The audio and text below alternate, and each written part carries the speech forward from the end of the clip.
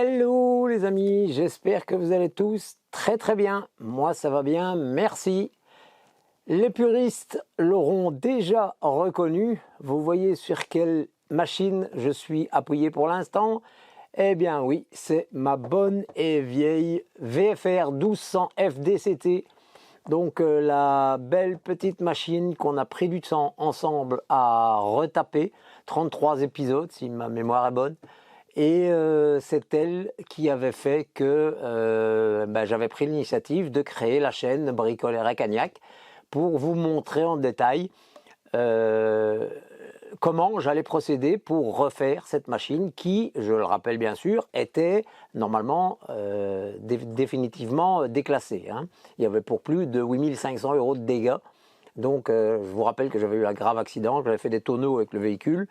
Et qu'en plus de ça, j'avais une passagère. Donc tous les deux, je vais dire aussi bien elle que moi, on s'en est bien tiré. Bon, elle a quand même eu l'omoplate d'éclater, des choses comme ça. Moi, j'avais eu perforation de poumon, enfin des choses quand même assez graves. Mais voilà, on est toujours vivant, quoi. Et la machine ici, elle, il ne restait plus grand-chose. Hein.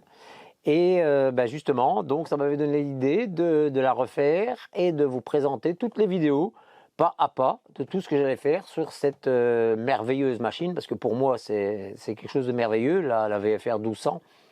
Donc voilà, et on se retrouve aujourd'hui dessus pour faire quoi?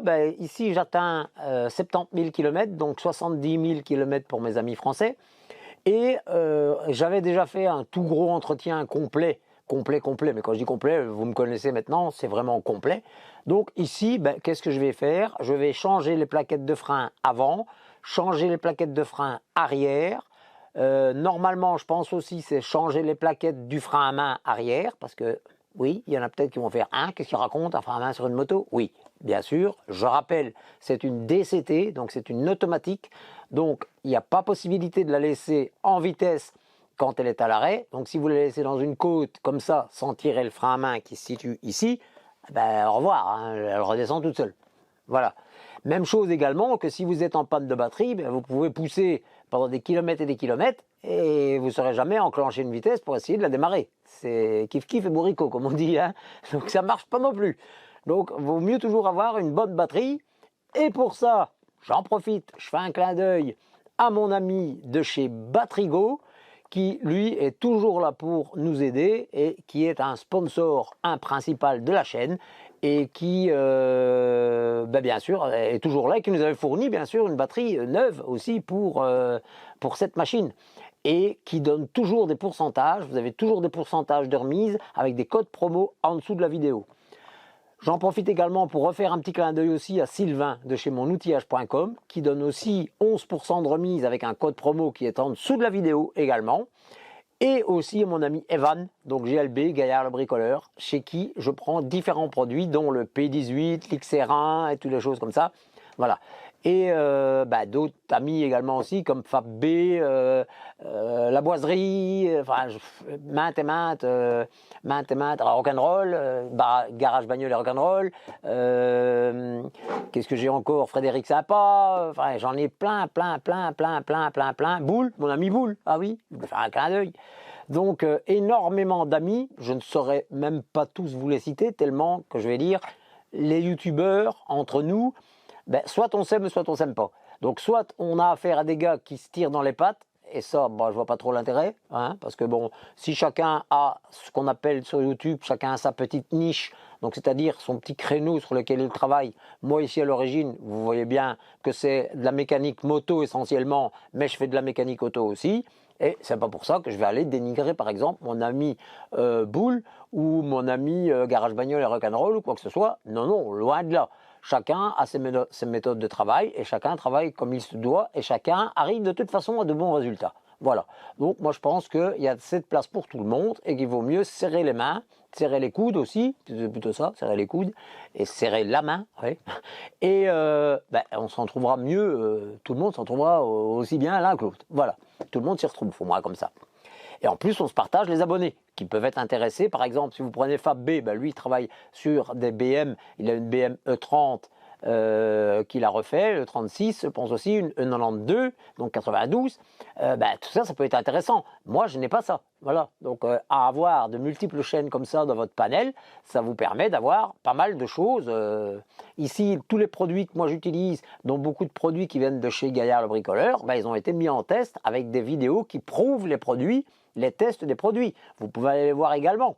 Donc, vous voyez, il y a plein de choses qui sont en adéquation avec d'autres chaînes.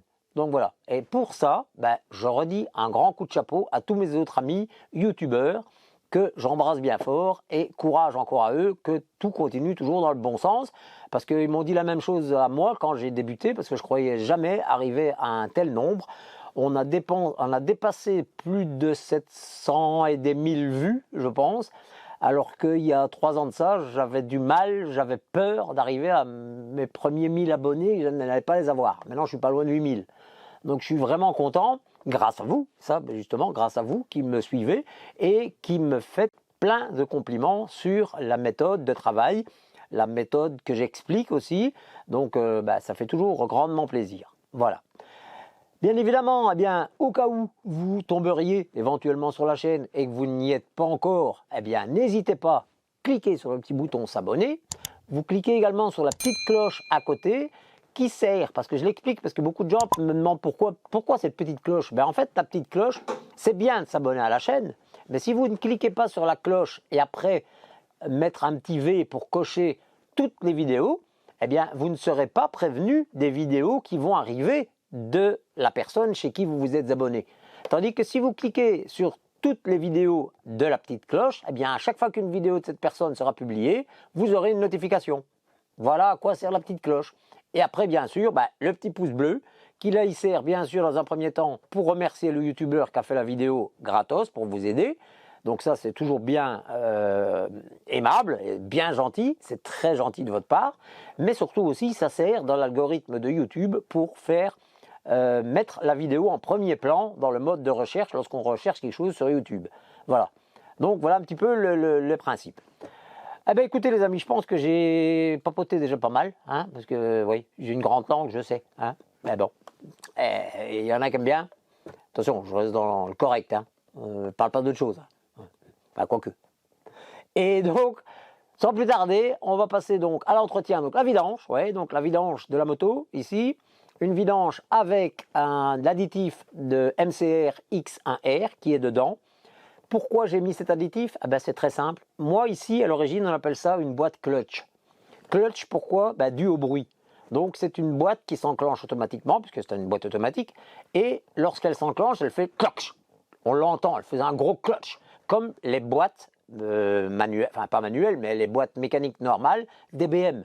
Lorsque vous enclenchez une vitesse sur une BM, une moto, je parle, ça fait un bruit clac, un gros clac.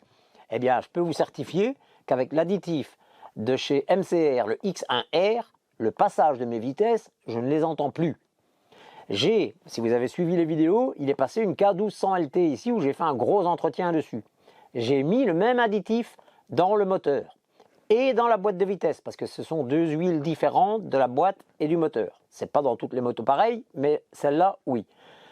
Le client m'a certifié que lorsqu'il roulait, il était obligé de regarder sur son sur son compteur en fait, sur son tableau de bord, pour voir si la vitesse était bien passée.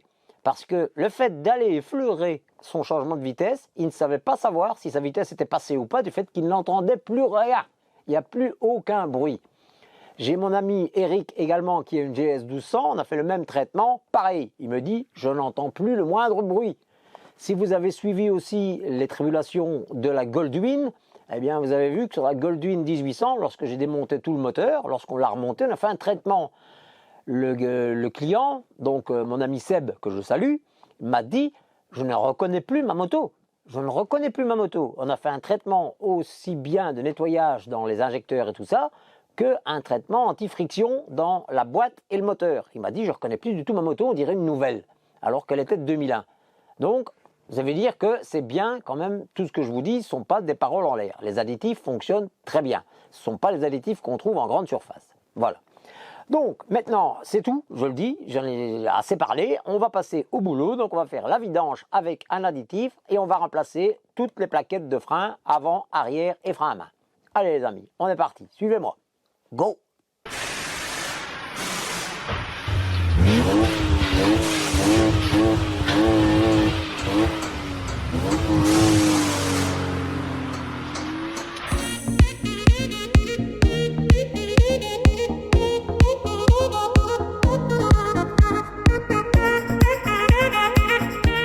Alors, je vais vous faire donc un petit tour rapidos pour ceux qui ne se rappelleraient plus comment la VFR elle est. Donc voilà comment elle est maintenant. Hein. Donc elle est toute noire ici. Bon, tout a été refait. Hein. Voilà. Tout ici. Tout ça a été refait complètement.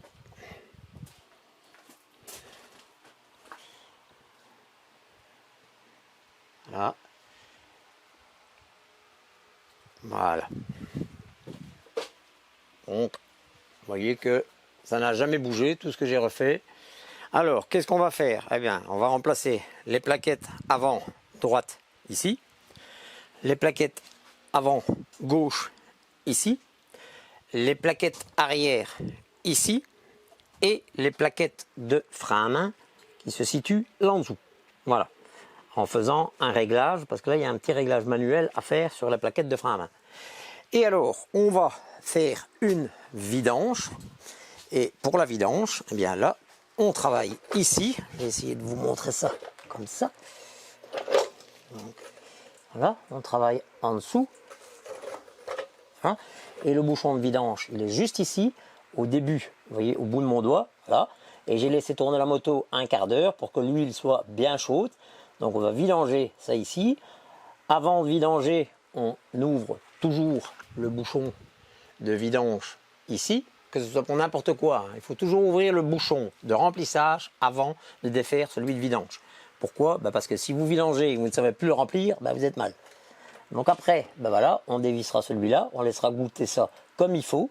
Sur le temps que ça goûte à son aise, on fera les plaquettes avant. Voilà. Donc allez, ici, je vais préparer les outils et on va dévisser les deux bouchons ici et laisser écouler l'huile. Allez, à tout de suite. Voilà, alors les amis, pour avoir beaucoup plus facile pour travailler, et puis de toute façon, je vais dire quelque part, c'est une obligation, sinon vous ne saurez pas changer votre filtre à huile, il faut enlever le patin en dessous, je ne sais même plus comment ça s'appelle, tiens, c'est sorti de l'esprit. La partie inférieure, en fait, ici en dessous, et pour cela, vous avez un boulon à enlever là, une petite vis. Vous avez une autre petite vis qui est ici, à enlever. Vous avez un petit clip blanc plastique qu'il faut venir déclipser de ça. Et également, là, de la partie du carénage, vous avez un petit clip blanc qui vient s'y intégrer également. Et juste au-dessus, vous avez un petit point, je vais vous le montrer.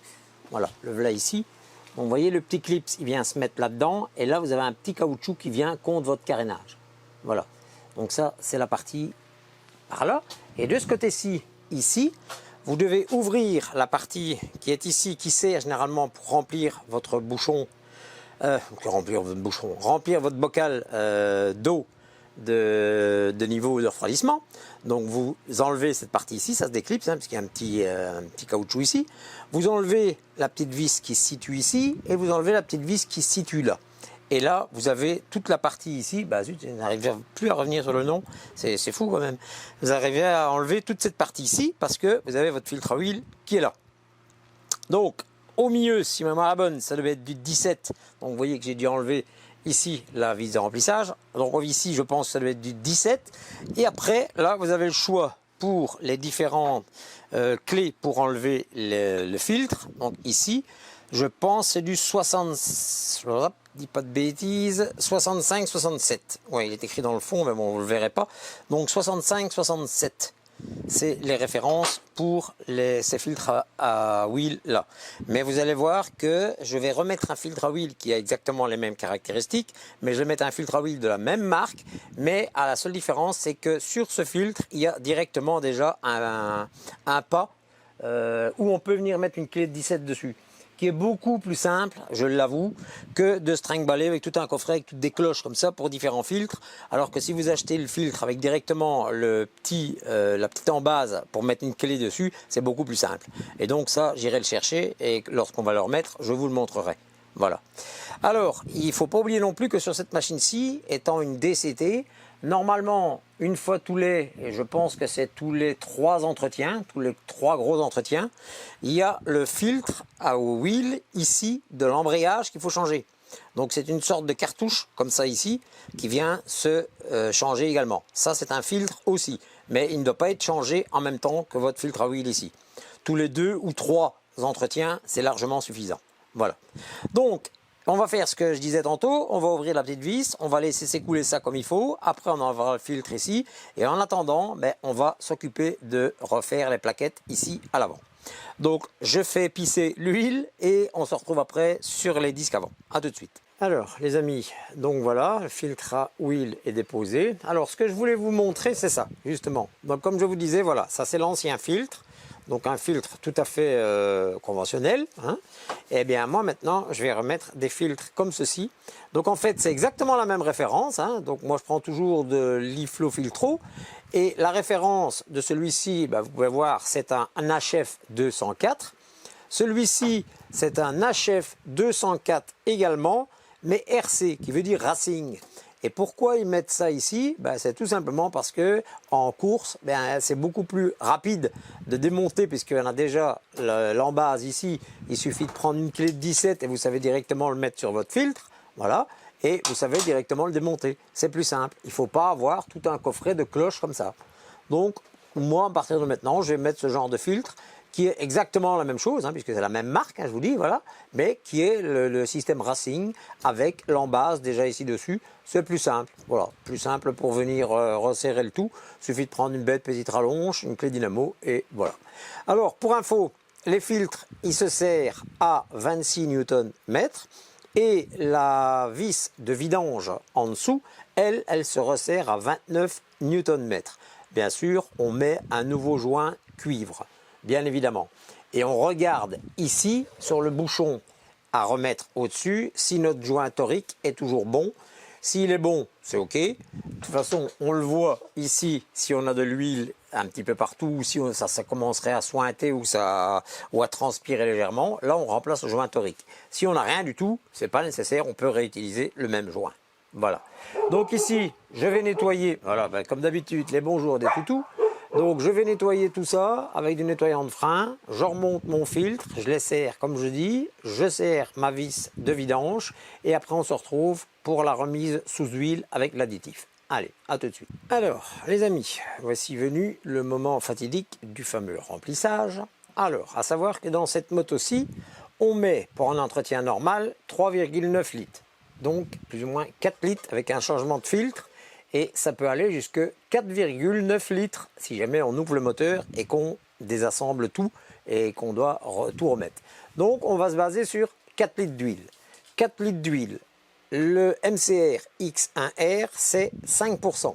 5% de 4 litres d'huile. Donc 4 litres d'huile c'est 4000 millilitres.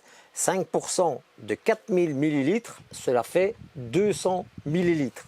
Donc pour ça, on prend un petit gobelet gradué, on prend une seringue qui est graduée, ici en l'occurrence elle est graduée jusqu'à 60, et bien ce que je vais faire 4 fois 50 millilitres que je vais mettre dans mon gobelet, je vais y ajouter de l'huile pour que tout soit bien dilué et je vais verser ça dans mon carter.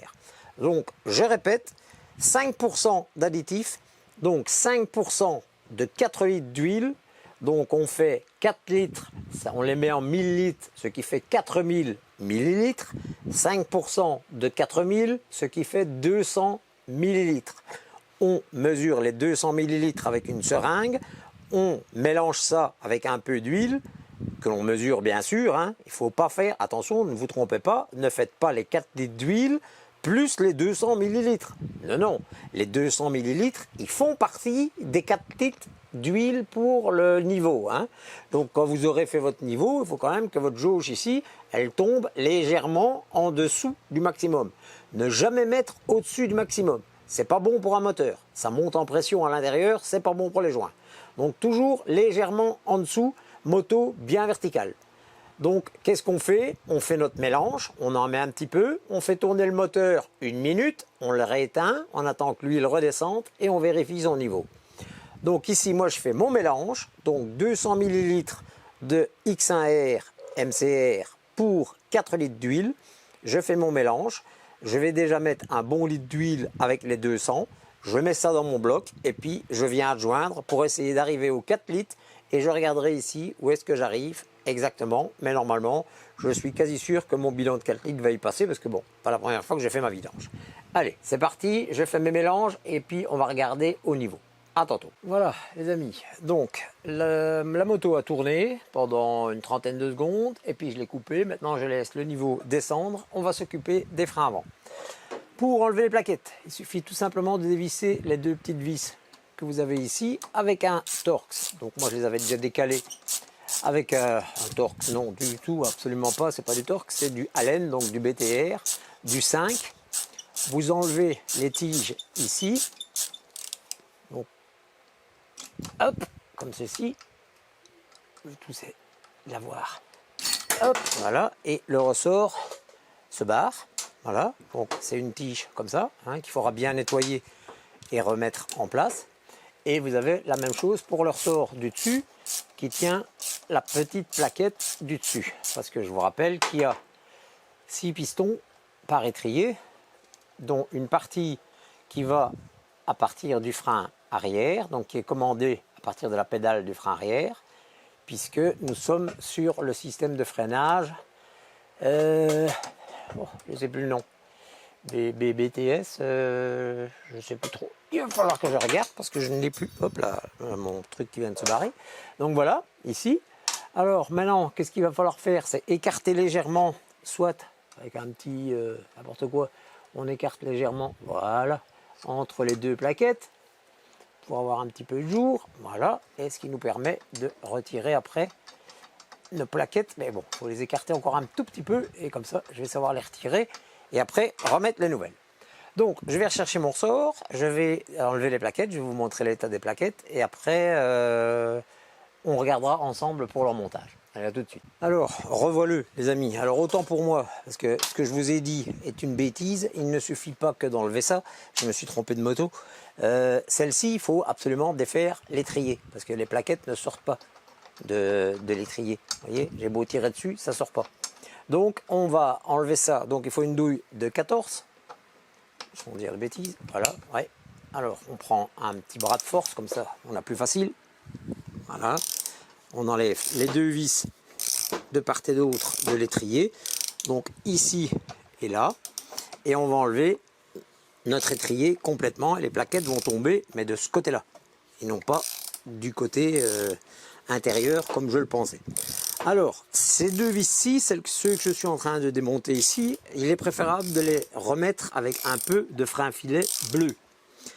Surtout du bleu, pas du rouge, parce que sinon après, pour vous les remettre, bonne chance. Parce que là, le rouge en fait, il est extrêmement dur et il faut quasiment chauffer à chaque fois pour pouvoir le réenlever. Et vous comprendrez bien que chauffer ici sur des étriers de frein où vous avez des coupelles en caoutchouc à l'intérieur, eh bien, c'est pas l'idéal. Donc voilà. Donc on démonte les deux comme ceci. Et vous allez voir qu'il va sortir tout seul puisque les ressorts ainsi que les plaquettes ont bien été repoussés. Maintenant, ce qu'il va falloir faire, c'est repousser nos pistons à fond. Donc, il y a deux petits tétons, voilà, ici, de part et d'autre. Et ce qu'on fait, on fait très attention de ne pas venir cogner dans la jante. Donc, on fait tout doucement, voilà, pour pouvoir l'enlever par là. Et vous voyez que les plaquettes, elles sortent d'elles-mêmes, hop, par devant. Vous voyez les tétons, il reste quasiment plus grand chose. Hein. Donc voilà, on a les plaquettes du bas ici. Voilà, bon, on arrivait vraiment sur le témoin de limite. Et les petites qui sont généralement toujours relativement bonnes, elles, je ne sais pas pourquoi, parce que bon, sont moins utilisées. Voilà. Et alors, ici, on va leur remettre un nouveau jeu de plaquettes complet. Donc on va repousser les 6 pistons ici. Alors pour ça, soit vous le faites avec une pince, vous venez pincer à chaque fois, mais vous devez le faire plusieurs reprises parce que sinon vous avez à chaque fois l'un des systèmes qui ressort. Ou alors vous avez fait un petit plat en fer que vous venez mettre d'un côté et avec la pince en appuyant, il va appuyer sur les 3 pistons en même temps et là vous avez beaucoup plus facile de repousser 3 fois là et puis là une, deux fois et hop, ce sera bon parce que tout le liquide va remonter et vos pistons seront suffisamment ouverts pour pouvoir passer vos nouvelles plaquettes. Alors, il suffira de remettre les nouvelles plaquettes par-dessus. On remettra les petits, les petits ressorts après au-dessus en repassant ceci. Ceci, on nettoie ça à la brosse de fer comme il faut et on met un peu de graisse cuivrée dessus. Parce que ceci, ça sert de coulisseau pour la plaquette lorsqu'elle est montée dessus. Vous voyez, la plaquette, elle doit savoir coulisser là-dessus. Donc on met un peu de graisse cuivrée là-dessus et un peu de graisse cuivrée sur les bords des étriers. Voilà, comme ça, ils savent bien coulisser comme il faut. Et en même temps, la graisse cuivrée, elle sert aussi de léger anti-bruit. Et on n'oublie pas, comme je l'ai dit, de mettre une goutte de frein filet ici. Donc il y en avait, mais c'était du, je sais pas, il est blanc ici. Une petite goutte de frein filet bleu avant de remonter ça et je vous donnerai les couples de serrage. Allez, à tout de suite. Voilà, donc les amis, tout est remonté. Donc on n'a pas oublié de mettre de frein filet bleu sur les boulons ici. Ceci se sert à 42 Nm.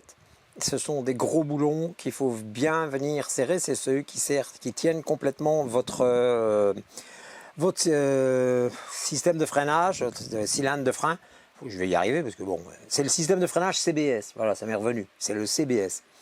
Et ça, donc 42 Nm chacun. Et avec une pointe de frein filet bleu. Ceci se sert à 18 Nm. C'est ce que j'ai vu dans la doc technique. Voilà. Et bien sûr, bien nettoyer les axes comme j'ai dit et mettre un petit peu de graisse cuivrée dessus, plus un peu de graisse cuivrée sur les extrêmes ici, à l'intérieur pour faire bien pivoter, pour que vos plaquettes puissent bien bouger comme il faut. Bien repousser les pistons, vous mettez vos nouvelles plaquettes et ça rentre direct nickel sur le disque. Quand vous aurez fait exactement la même chose de l'autre côté et à l'arrière, n'oubliez surtout pas, c'est de faire fonctionner votre frein avant de démarrer. Parce que regardez déjà ici, j'ai repoussé mes plaquettes, donc regardez ce que ça va faire déjà ici. Hop, j'ai rien du tout. Vous voyez, j'ai rien, j'ai absolument rien, aucun frein, jusqu'au moment où eh bien, mes pistons vont reprendre, voilà, hop, et là j'ai du frein. Voilà. Donc les pistons, en fait, ils ont repris leur place ici, ils ont repoussé les plaquettes jusque contre le disque, et là seulement j'ai du frein. Donc faites toujours cette manipulation avant de redescendre votre moto ou avant de prendre la route après avoir changé les plaquettes. Il faut toujours repousser vos pistons à fond avant de démarrer. Voilà. Donc ici, eh bien, on va faire la même chose de ce côté-ci. Donc là, je ne vous explique plus, c'est la même chose. Hein. Donc on enlève les deux boulons de 14 ici de chaque côté, on enlève les goupilles et on nettoie tout ça et on met les nouvelles plaquettes. Allez, à tout de suite, après on va se retrouver pour l'arrière. Alors les amis, pour l'arrière, c'est encore plus simple. Vous prenez une douille de 8, vous enlevez le petit boulon ici, enfin le petit écrou avec la tige qui est au bout. Hop, comme ceci, voilà, le coulisseau en fait. Et directement après avoir enlevé cela, vous savez enlever vos plaquettes. Voilà, comme ceci. Donc bien sûr, ce que vous pouvez faire avant, c'est mettre un petit morceau de plastique ou quoi que ce soit et tirer pour écarter, repousser les pistons. Ne mettez pas de choses métalliques ou quoi, parce que vous allez griffer votre disque et vous risquez même de le voiler si vous poussez trop fort. Donc ce que vous pouvez faire, c'est utiliser les ustensiles en nylon qu'on utilise pour enlever les clips des portes ou des choses de genre, ça va très bien. Ou si vous avez un tournevis mais en plastique ou quoi que ce soit, vous venez l'entreposer et simplement le fait de tirer tout doucement ou un petit morceau de bois, hein, simplement une petite cale en bois, vous tirez légèrement et votre piston va bien rentrer dans l'étrier et il n'y a pas de souci, vous n'allez rien rayer. Parce que si vous faites ça avec un tournevis en fer ou une partie métallique, vous allez griffer votre disque, peut-être même le voiler. Donc ne faites pas ça. Donc voilà, vous savez retirer facilement vos deux plaquettes. Ici, bien sûr, il faut repousser l'autre étrier, voilà, de l'autre côté. Et donc à ce moment-là, après, on sait avoir la plaquette également. Voilà. Et vous voyez que ceux-ci étaient à faire aussi, puisqu'elles sont muertes tous les deux. Voilà, pour les remettre, c'est simple, on fait la même chose, on remet les deux autres jeux de plaquettes et on n'oublie pas de mettre ici un peu de graisse cuivrée sur notre axe que l'on aura bien nettoyé avant. Voilà, donc ça ce sera pour la partie arrière. On fait aller après le frein avant et le frein arrière, on les pousse comme il faut jusqu'au moment où on sent de la résistance et après je vous montre pour s'occuper du frein à main. Allez, à tout de suite. Alors, les amis, le plus simple pour faire le frein à main ici. Vous enlevez légèrement la petite coiffe plastique, vous la remontez. Moi, je la tiens ici avec une sangle, pas besoin de tout démonter. Hein. Un petit écrou là, une petite vis là, une petite vis là, et c'est bon.